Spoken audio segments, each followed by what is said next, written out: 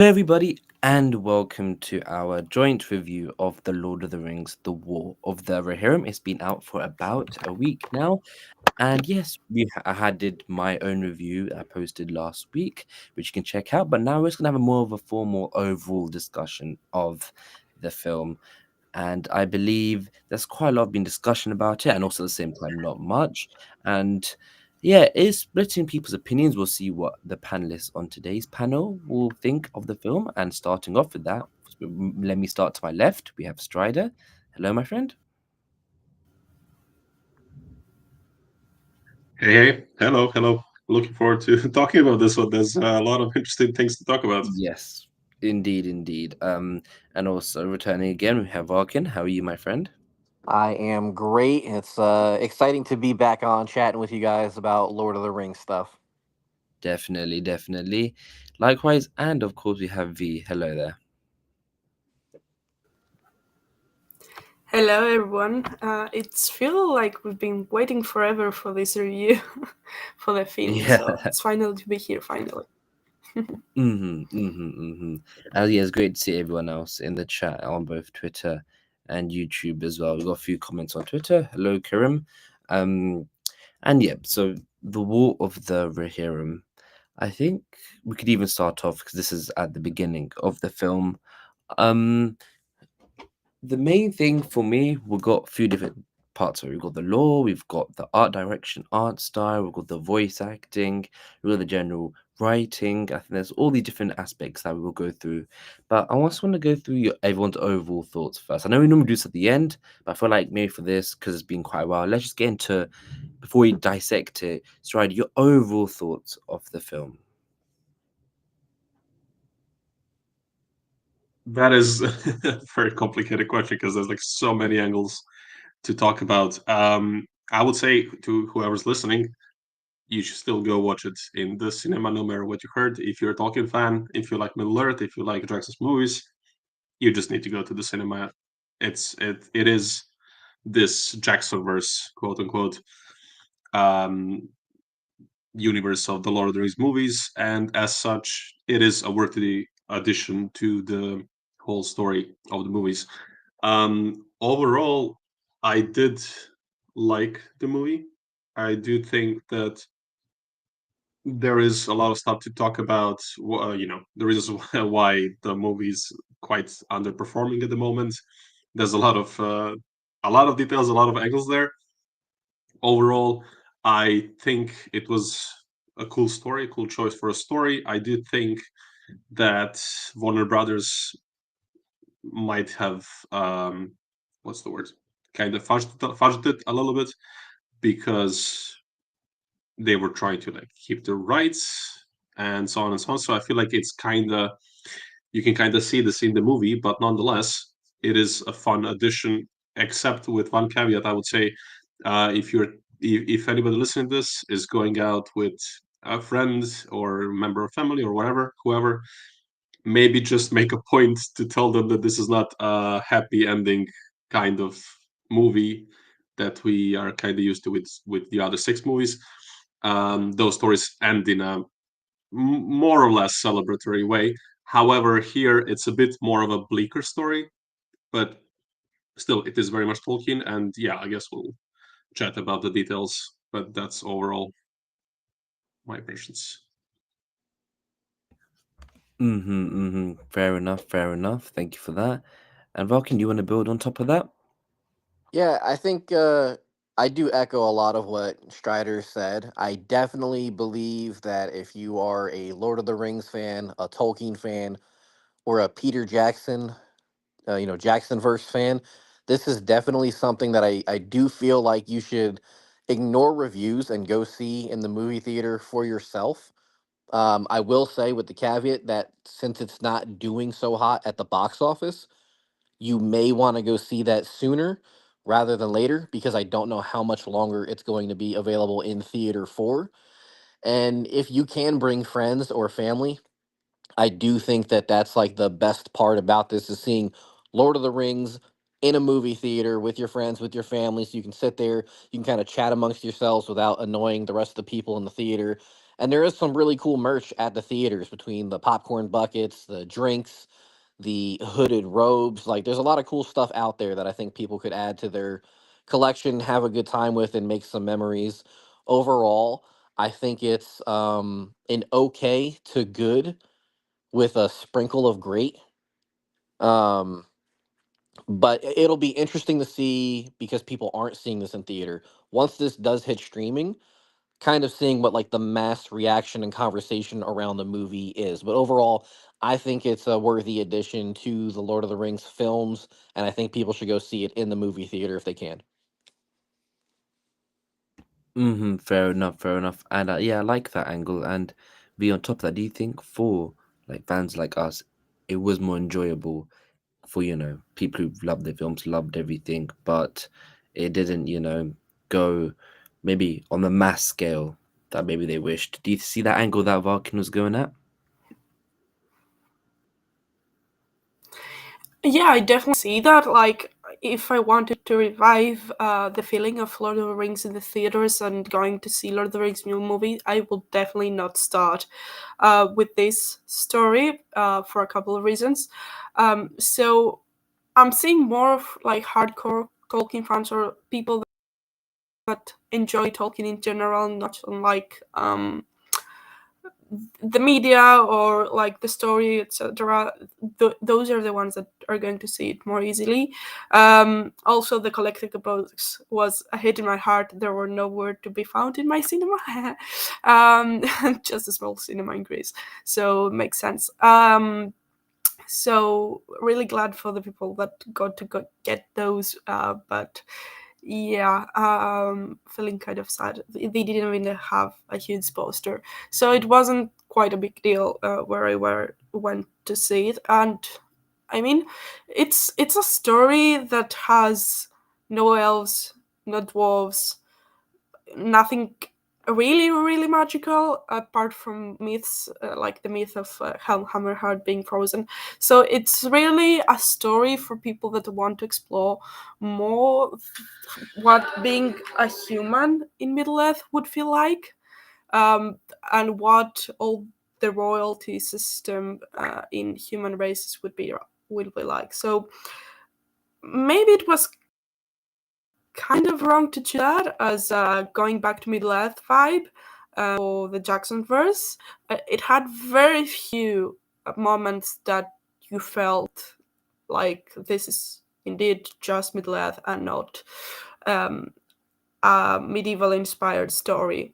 And for example, you just had orcs, oliphants, and the water in the water. Those were the most out of place, someone could say, things. But I overall enjoyed the story, and it was pretty nice and pretty okay.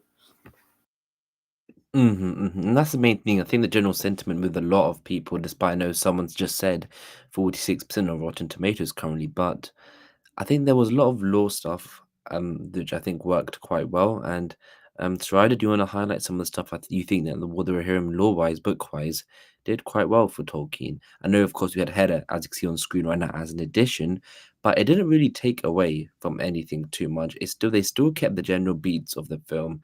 For example, with the story with like Freya Laf returning at the end, and all these other aspects, the political nuances in Rohan. So yeah, what are your thoughts from a law perspective? Yeah. So I think there could have been even more of deepening of the story. Let's say like that.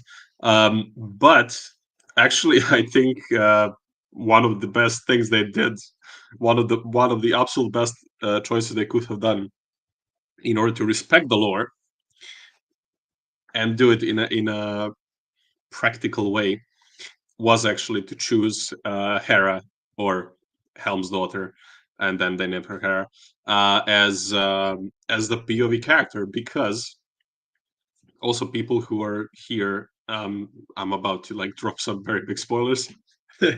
Or actually I can do it. I can do it without.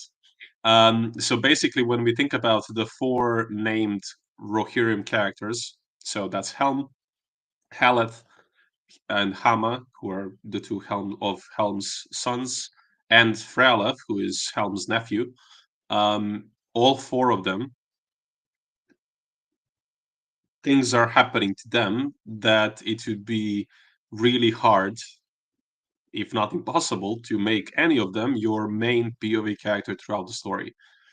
However, having Hera, or let's call her Hera, but having this daughter that Helm had and not knowing her destiny actually was the perfect POV character, because you could have had her be in Edoras, you could have her be in Helm's Deep. It was really easy. Like Frala spends most of his story in Dunharrow. Like he's really not a big part of the story until the very end. So I think having her as a POE character was actually a really good choice that gave us the chance to, without any particular issues, see these lore beats that were happening. Overall, so that's my take on Hera. I think it was a very inspired choice. Uh, Overall, lore-wise, it was mostly pretty accurate. The one big change is at the end. I think it could have worked without it. I think they could have stuck with the location of the final bits of the story from the lore. But yeah, I think in the end it does work out for what they were trying to do. That's fair. That's fair.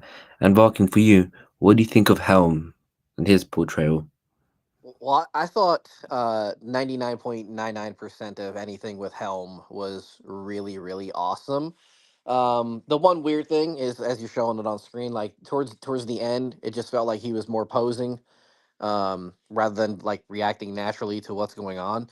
But I think like Helm is a massive highlight of this film to me. I know there was a lot of people worried that this story wasn't really going to have him involved as much, and that this was going to be, even though it should be sort of his stories can focus on other aspects too much. I think that they did an outstanding job showcasing Helm, his story, his relationships.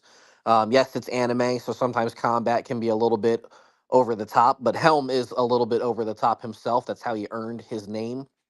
But I thought they knocked it out of the park with Helm Hammerhand, especially in this film.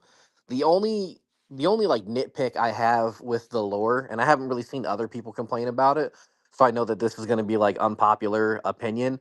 But like the closest thing I have in this movie to something dwarvish like related is the Watcher in the Water type creature who Hera chucks a javelin or a spear. It gets the Watcher to come out. The Watcher takes care of the Oliphant, easy peasy, no problem for it at all, which is a cool moment in an animated film. But it just makes me feel like, I don't know, like this Watcher in the water was so proficient at absolutely demolishing and swallowing up a massive creature, no problem. And then you look at what happened in the original trilogy films with the Watcher in the Water, outside the doors. He's able to lift a couple characters, but he doesn't get anything done. They're able to like get away from him fairly easy and get inside. I feel like it kind of made it seem like, I don't know, like maybe it's a creature that once was so amazing, and then by the time we got to it in the films, he's not so good in combat, or getting things. I don't know. It just felt a little bit weird to me to have that moment in there.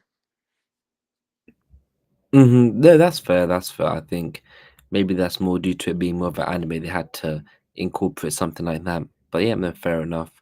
And V, what's your thoughts on this, on the undevelopment of some characters, these ones in particular? What do you think about this So Freyalaf I and think, the brothers? yeah, uh, I think sort of like story. I don't think it's feasible for everything to become like 8 episodes long TV series, and yeah, definitely you could argue that there is more to flesh out in characters, but I don't have a problem with what we show in terms of like duration and fleshing out. Maybe we could have a bit more, a few more moments for Haleth and Ha. Free Love overall doesn't even have that's significant of showtime, even in the lore, if you take it, because he's away most of the time. Maybe they could have done a POV from the camp, but I don't think it needed more than the eagle stuff that we saw. Um, Overall, like, they weren't the main characters after all. I mean, given their fate, I understand. They had the interaction that we did with Hera. For me, especially like with Hama's harp and it being so significant and emotional, there was definitely a connection in the family. This felt like a family becoming apart in a situation of war, and everyone caring for each other and trying, especially like Hama staying behind to stall people. For me, it was a very wow emotional moment, and the moment he had with his horse, uh, like for me, it showed what the connection that the Rohirrim have with their horses.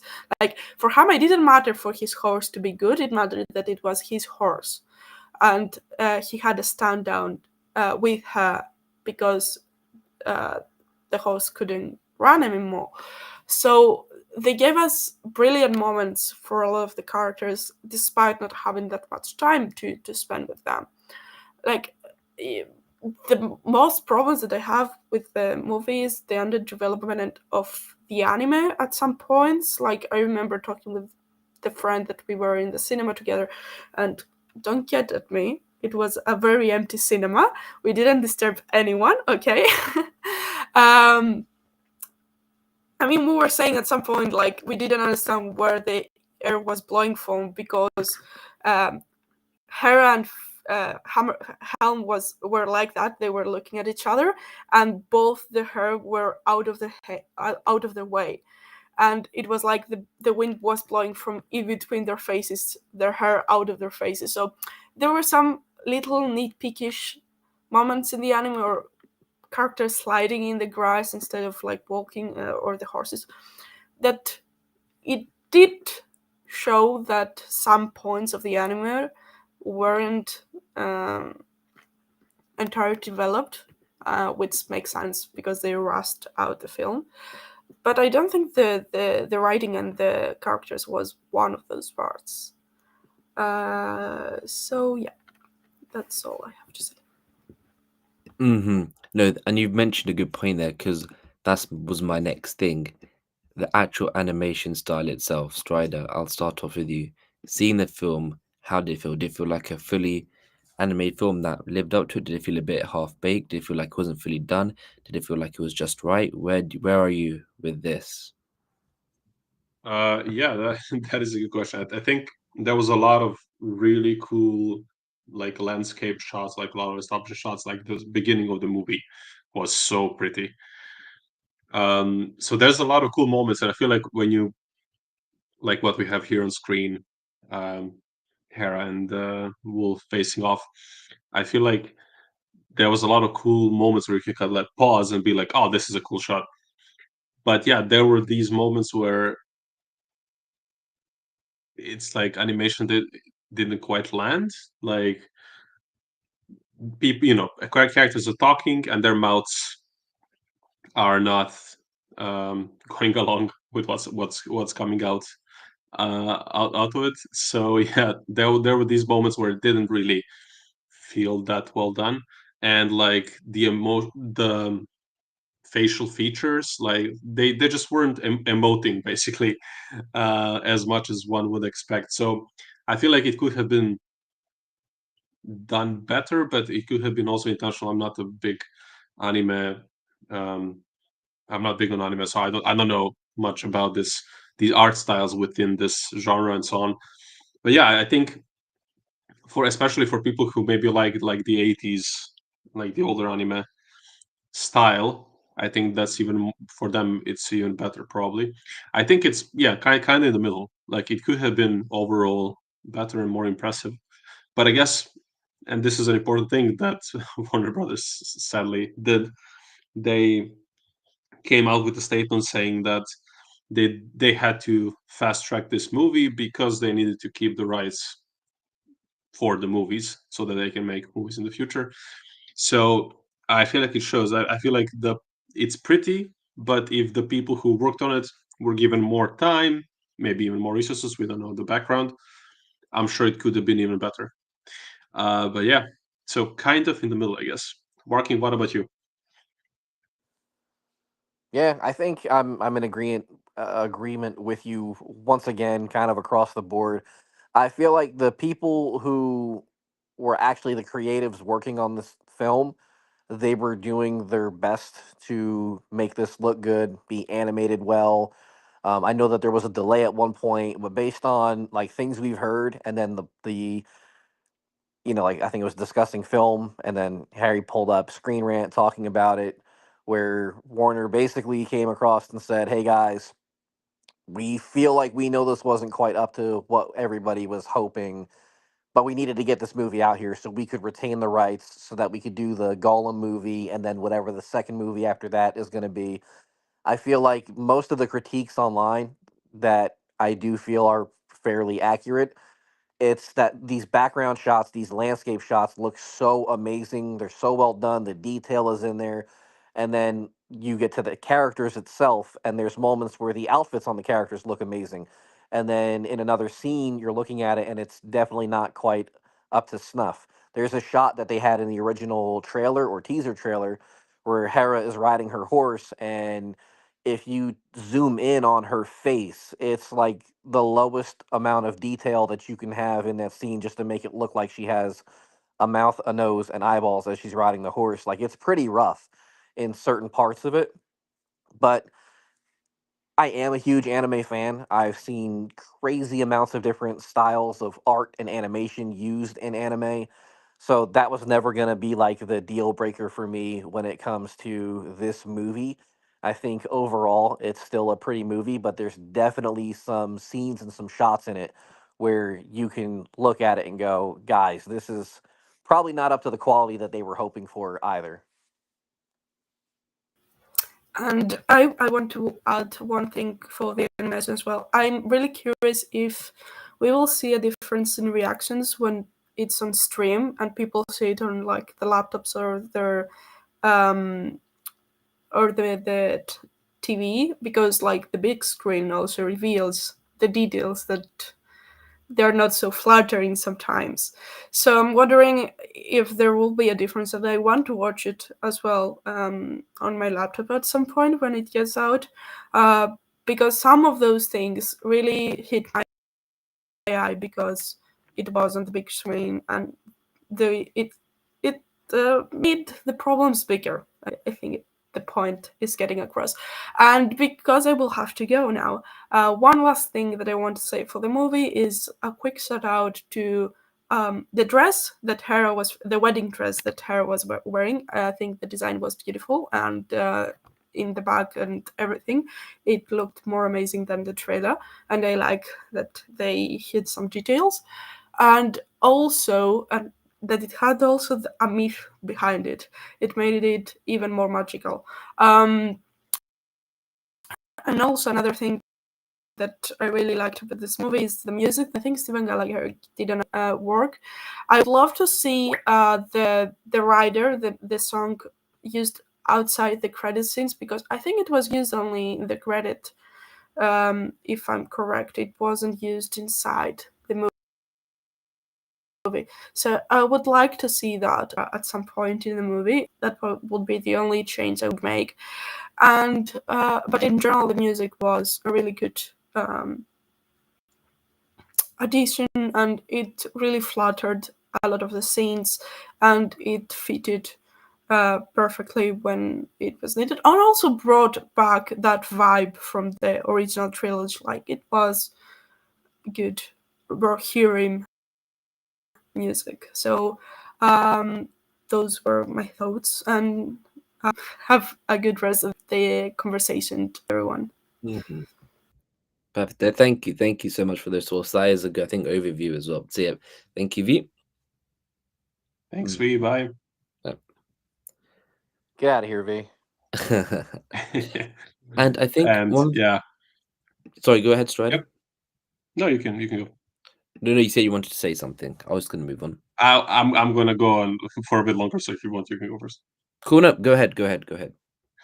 Um, well, just first to just go back to what Martin said. Another thing about animation, I feel like so someone made this point, and I have no idea. I have no, we don't really have any knowledge on what was happening behind the scenes, what was the timeline, what was the whole thing, how the process went, and so on. And also, I don't know anything about how the animation process works, except the basic things that any person can kind of conclude.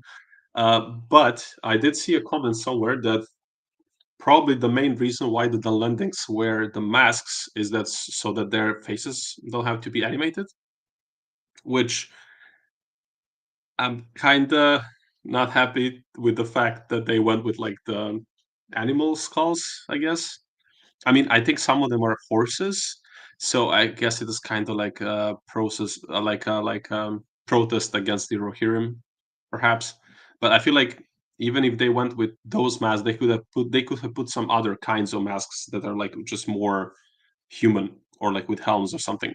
I feel like the landings. My guess is that the way that the landings look like might have been the reason why the reason for that could have been that maybe the timeline didn't allow for okay, let's sit and just animate all the characters in the sequence properly, which is kind of shame because I think the landings could have gotten more love in terms of story and character development. But just also like what we said about the music, I think the music was really, really, really good. So it's nice that we have another new album of music, let's say like that, in Middle Earth. In this case, it's also in accordance with like what Howard Shore did before. We had a lot of reused themes, but also a lot of new cool new stuff, and yeah, I enjoyed that a lot. Mm-hmm, mm-hmm. No, definitely. Thank you for that overview about anime and a bit more context around that as well. So yeah, it's again, I think even as we further talk about it, there's almost so many split opinions and ideas and thoughts around the film. And the next thing I wanted to mention was the pacing. How did? Because I've heard a lot of things that the people for the first hour, hour and a half was really good, really well paced, really up to speed. Then after spoiler alert, Helm died, it started to slow down a bit and got a bit. What they were making this siege machine for a couple of like for half an hour. So, Barkin, what's your thoughts on the pacing of the film? Yeah, that's another critique that I do understand. I feel like over the past 3 to 4 years, we've heard a lot of comments about pacing for Middle Earth projects in general. Um, and this one, I feel like, is no different. As you said, it's that first, it's almost like the movie's cut up into three acts for me in terms of pacing, where the first part is extremely well done. I don't feel like anything was dragging on too long or anything was happening too fast. And then there's like this middle to late bit where it definitely, the other people I was in the theater with, I can, every time I would look over at them, I could feel that to them it felt like it was starting to drag, and then it started to pick up again once we got to the end. Um, and I also feel like the suspense of the film in general, once you have Helm's death, it's kind of like that's, to me, that's like the biggest thing in the film, was getting to that point. So really, like anything after that doesn't quite hit as much. It doesn't make you feel as much for me personally. Um, Knowing we were going into this and we were getting that full story of Helm and how it was going to end for him, like that's the part I was looking forward to the most, was, this dude going out there ripping enemies to shreds in the middle of like a winter storm, um, just going ham as Helm Hammerhand could, to the point where people are so terrified to even walk near that area because they were worried that like the ghost of him or the spirit of him was going to come out and still haunt and Yeah. do things to, like, that's what I was looking forward to the most. But yeah, I just think from a pacing standpoint throughout the overall entirety of the film, and maybe they'll edit it a little bit before it hits streaming. Maybe there'll be two different versions of it, where it's more of like a trimmed up version, and one maybe more, Lord of the Rings films have a history of extended editions, so maybe you'll get two versions of that, where one is more easier for people to get through in a sitting without any sort of pacing complaints. But I'm not really sure how they'd be able to chop that up because it is still pretty big, important parts of the story for this specific film. But yeah, I feel like the pacing was good and then rough and then meh towards the end. Yeah, But that's just my personal opinion on it. but I loved when but you mentioned about the Helm Hammerhander when he was going out and killing. I liked how they didn't actually show that, and it just felt like that part was probably the best for me. The ominous nature, as you mentioned, of that. So I'm totally in agreement there. Yeah, That it part lets was. the myth continue to be the myth. Like Hmm. we've read about it, but we didn't get to like see it how it happened. Plus, the truth is, almost no way that they would animate that would it live up to like what you were thinking in your head of it. Most likely. Yeah. No, definitely, I agree. I agree that the mythical, legendary aspect of Helm Hammerhand, and they didn't make it seem too silly at the same time as well. So that's yeah, good balance they found. And Strider, one thing then was now we get to the end of the movie. What do you think of the final face down between Hedda and Wolf and that dynamic throughout the film? Do you feel like that final showdown was earned? And the whole and what do you think of their relationship throughout the film? Um, so that is the in the heart of the story in the movie. This is the big question, right? I think that the writers, like the writing team, and let's not forget the writing team also changed. We had one team before, and then um, the two new writers showed up. I don't want to mispronounce the name, so it's Phoebe Gittins and Artie Papageorgiou. I hope I'm pronouncing that last name correctly. So I feel like there was a lot of cool ideas in there.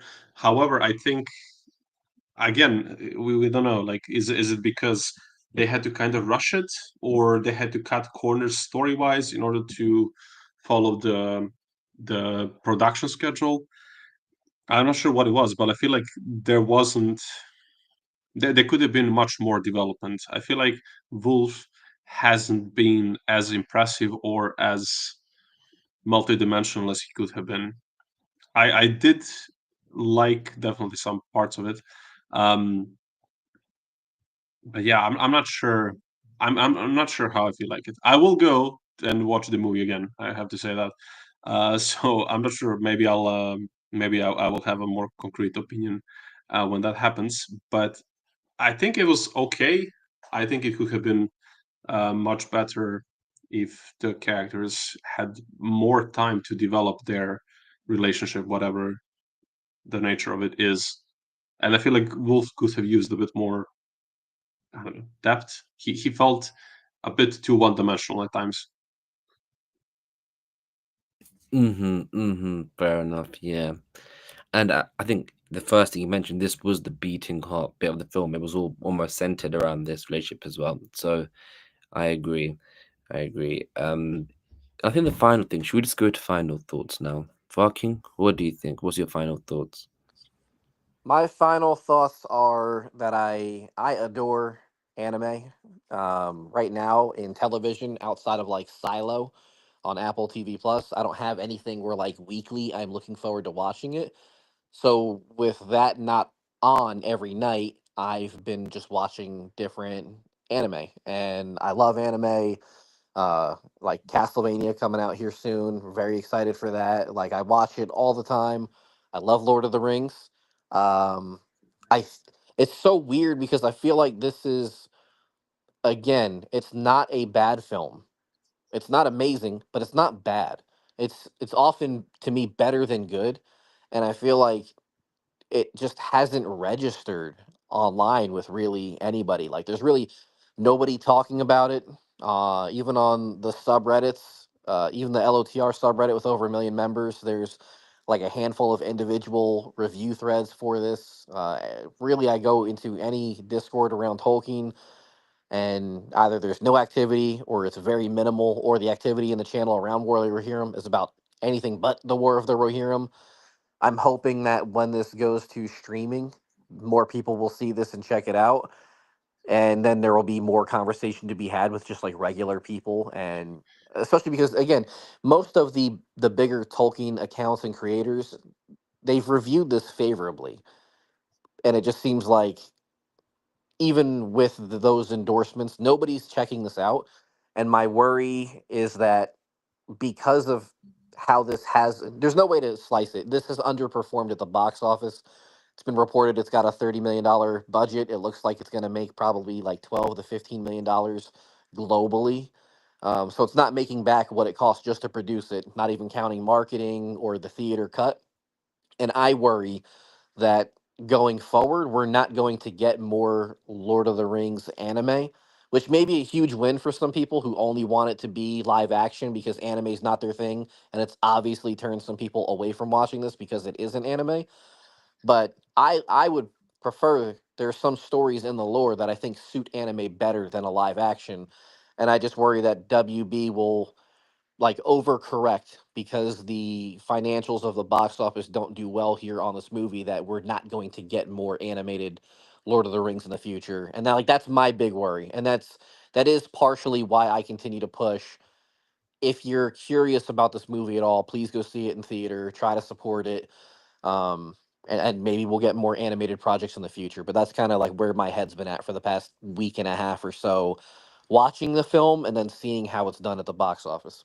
Yeah, no, I agree with the fact that hopefully this doesn't stop us from hopefully getting more anime related things. And even Philippa did mention that they do have an idea for another one, but it depends if the interest is there, which hopefully we'll have to see if it is, which right now, unfortunately, is looking like it is not.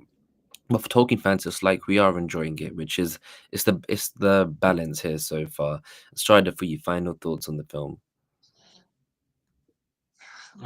Yeah, I think what Martin said. If you like Middle Earth at all, go see the movie. It gives a cool backstory to this iconic place from the movies and obviously from from the books. If you're not that knowledgeable about the lore, even better. You're not going to see some of the things that I have seen and some other people that were not very happy about. But even those things, there aren't that many. And again, as I said, Hera is a really cool POV character. Absolutely genius choice. Also, a thing that she does at the end of the movie with Freya, it's kind of like the game winner move, like a tactic of sorts. I thought that was also really, really cool idea. Agree. So yeah, I think overall it's a pretty good movie. It's back in Middle Earth. It's yeah, I'm seeing it again. That's all I can say. I'll be home in 5 6 days, and I'm going to go to theaters again to watch it with my friends and some family members. So I think that's the the best I can say. Um, I would just say to temper also your expectations. As I said earlier, it's not the your usual kind of a proper happy ending Middle Earth movie. It is a more serious, more somber kind of story. So just to like set the expectations, I feel like this is the something to keep in mind and to share even more so with your friends who may not be liking this world that much already. But yeah, overall, it's not a bad movie. It's not nearly as great as the Lord of the Rings movies. Rarely any movie is. And if this is if we're talking about the Lord of the Rings movies as the perfect 10, if the Hobbit movies are, I don't know, a 7, I would say this is around the Hobbit, maybe half a mark below that, maybe like a 6.5, but that's a Mhm. 6.5 where you're back in Middle Earth, and that's pretty cool. Yep, yep. And I think you've categorized that very well there. And yes, please make sure to still check out the movie while it's still in cinemas, around the holiday season.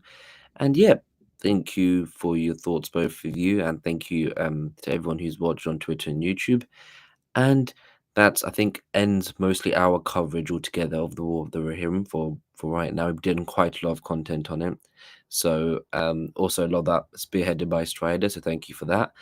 And yeah, it feels a bit weird now because that was like we started Warhammer Wednesday about a year ago, year and a half ago. So this is now, I guess, the final point in that. Please let us know your thoughts as well. And yes, we're excited to see what comes next with Warner Brothers movies. And we'll also see you in the new year as well. So I want to thank everyone for that as well. And have a lovely holidays, Christmas. Yeah. See you in the new year. And that's all from us. Goodbye.